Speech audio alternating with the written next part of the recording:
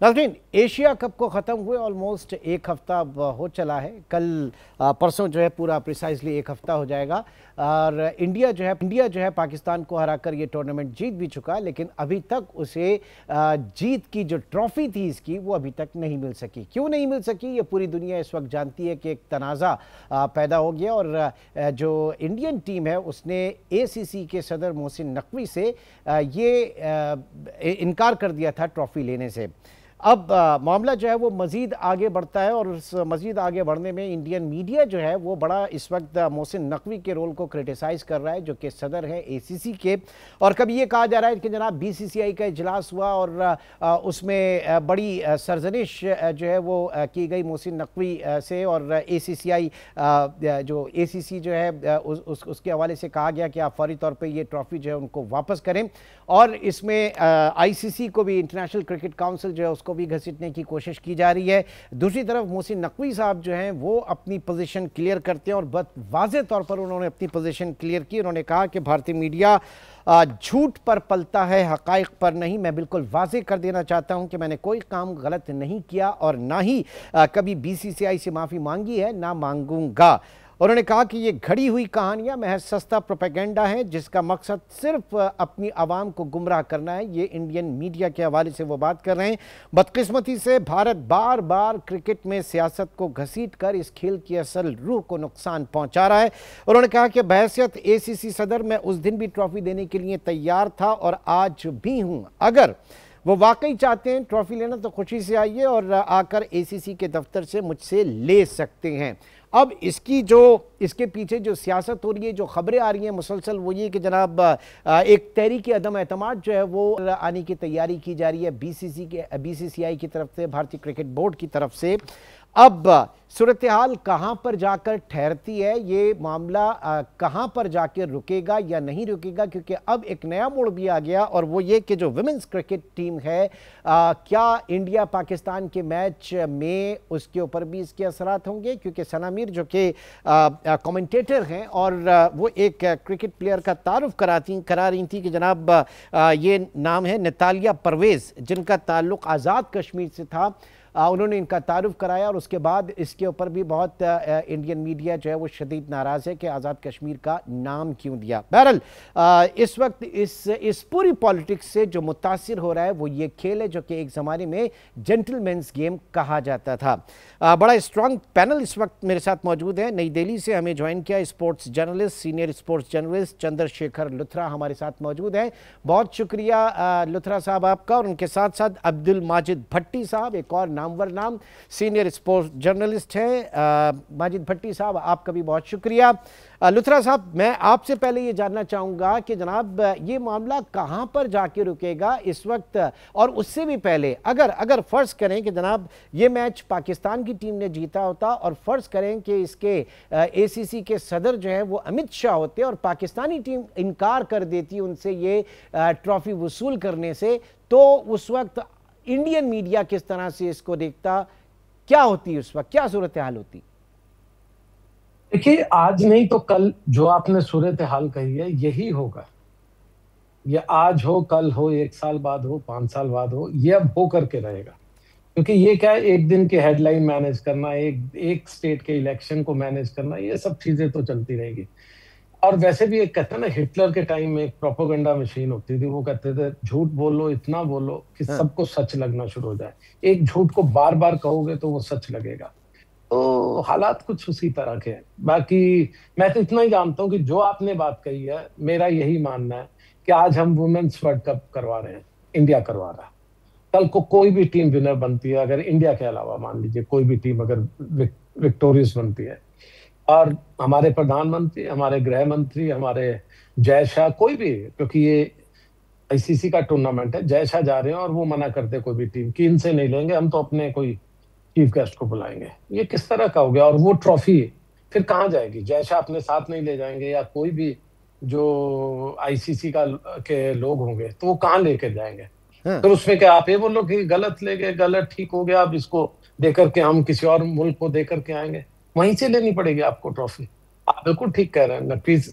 मैं I am not a great fan of Mohsin Naqvi या मेरे को कोई उनसे कोई दुश्मनी या दोस्ती कुछ नहीं, but as a ACC chief ये उनका प्रोटोकॉल था कि उन्होंने देनी थी। अगर वो डिसाइड करते मुझे नहीं देनी, किसी और को देनी है, हाँ। तो कोई और देता। अदरवाइज उनसे लीजिए, जाइए ट्रॉफी लीजिए, और नहीं ले रहे हो तो फिर बुलवाइए, झूठ और झूठ बोलिए और बोलिए, ट्रॉफी शायद खुद चल करके आ जाएगी एसीसी ऑफिस से बीसीसीआई तक। और वैसे भी हमारी एक्सटेंशन काउंटर है आईसीसी का, बीसीसीआई का एक्सटेंशन काउंटर ही है दुबई में।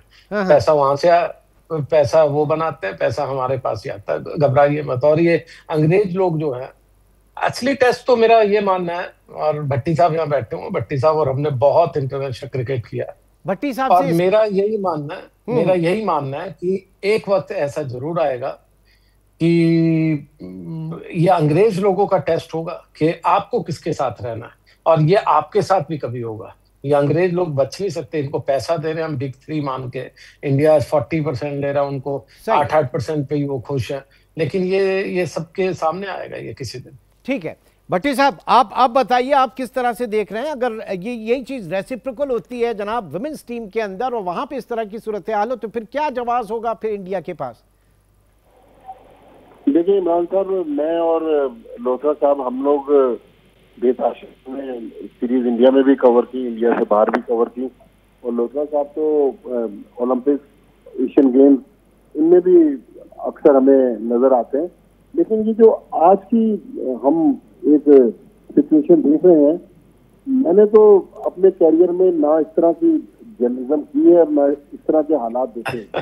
अब ये मेरे ख्याल में सियासत डोमिनेट कर रही है, खेल कहीं नजर नहीं आ रहा। बल्कि अगर आपको याद हो 87 में जब ब्यावलक साहब गए थे जयपुर पाकिस्तान इंडिया के टेस्ट मैच में, उस वक्त क्रिकेट डिप्लोमेसी का नाम आया था।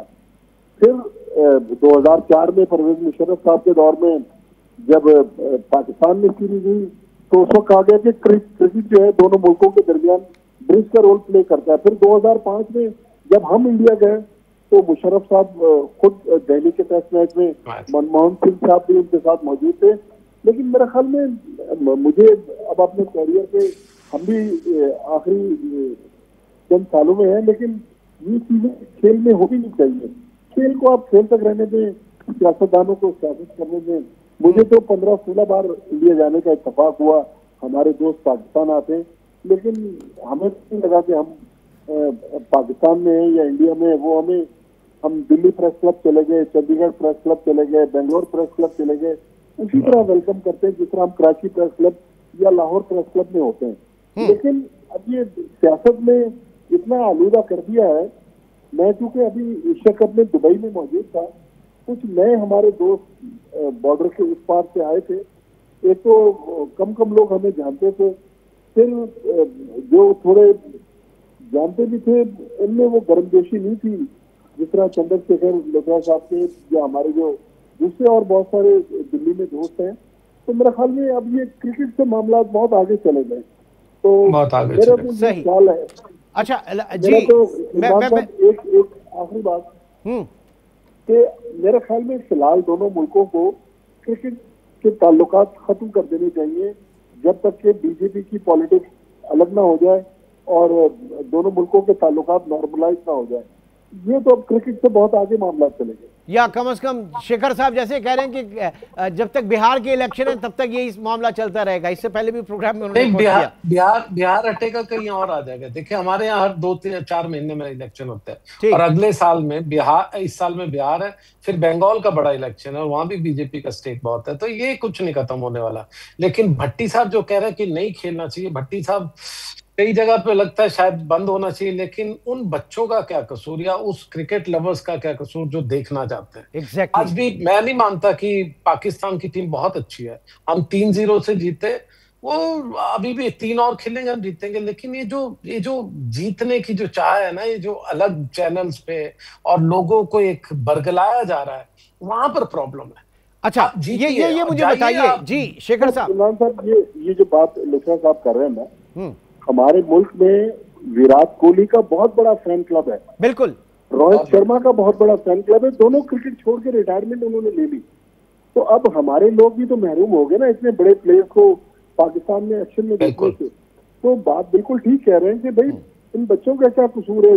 बाबर आजम को चले, मैं भी 2023 में इंडिया में था, बाबर आजम को कुछ लोगों ने देखा, कुछ बाबर आजम को अभी भी देखना चाहते हैं, कुछ शहंशाह अफरीदी को देखना चाहते हैं, लेकिन अभी पॉलिटिक्स ने इतना आलूदा कर दिया है इस खेल को। जी यकीनन ये खेलों के मैदानों की बड़ी तारीख रही है कि तमाम तर दुश्मनियों के बावजूद भी ममालिक ने बड़े ग्रेस के साथ स्पोर्ट्स जो है वो खेला है और बड़ी स्पोर्ट्समैनशिप का मुजाहरा किया गया है।